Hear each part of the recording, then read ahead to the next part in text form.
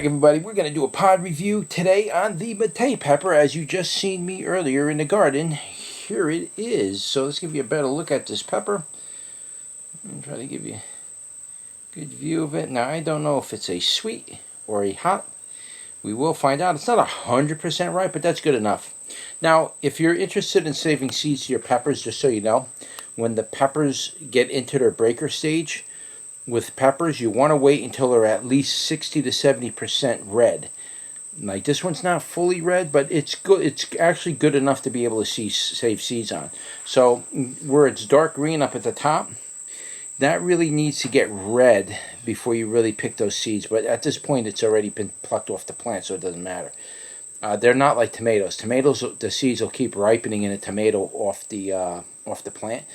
Pepper seeds don't really do that. I don't believe they do. They could, but I don't believe so. You want to let your peppers ripen fully on the plant, then you pick them, and then you get long life for your seeds. But here it is. This is the Matay. Let's give that a bite and see what it tastes like. Oh, we've got to look for mold. Very mild. It might get hot. I don't know. We'll have to find out.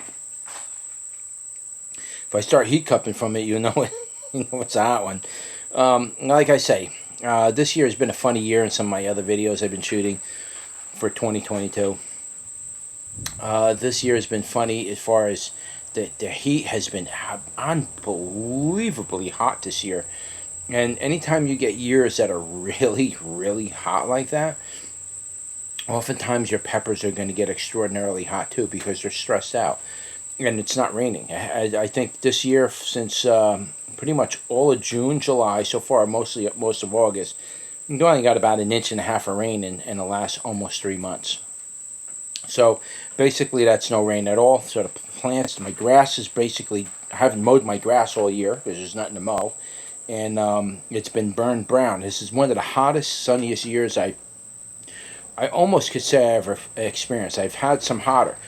But as a result of that, usually when you get hot peppers like this, oh my God, do they get hot during these really hot and dry seasons. So that's usually just a heads up for you, just so you know, when you get really hot, dry seasons, get ready for some really hot peppers. Now, the heat on this was actually quite mild. It's a very nice annuum type of pepper. It's very much like in the Marconi range or, Carmen peppers, those kind of peppers. The flavor is like that. And don't forget, this is also ripened, but it has a little bit of heat on it. The heat-wise on this pepper is probably not going to be much more than, I guess as you go up to placenta, it'd probably go up a little bit more. I'm getting ready to make some dinner. I don't want to fill up on this thing, but I would probably say that the heat on this could probably potentially get up to as maybe high as 1,000 Scovilles. This particular one was maybe somewhere around 400 or 500 Scovilles.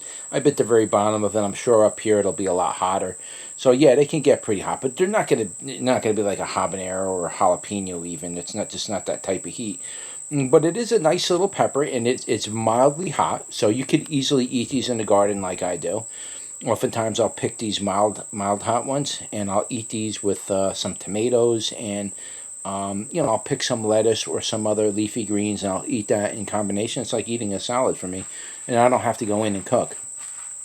But yeah, it's a pretty good pepper. Again, this is an older school variety that I got from pepper lovers way back in the day, and I decided to give it a go again. I don't know if I ever did a pod review on it, so this might be the first pod review ever done on it, but there it is. That is the Matay.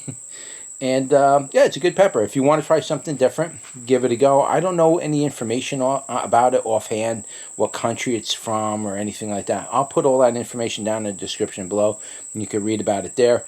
And then you could comment on it if you've ever grown it before. But that's it, guys. That's your pod review for the Matay. Don't forget to like, share, and subscribe. And I will see you on the next one. Take care.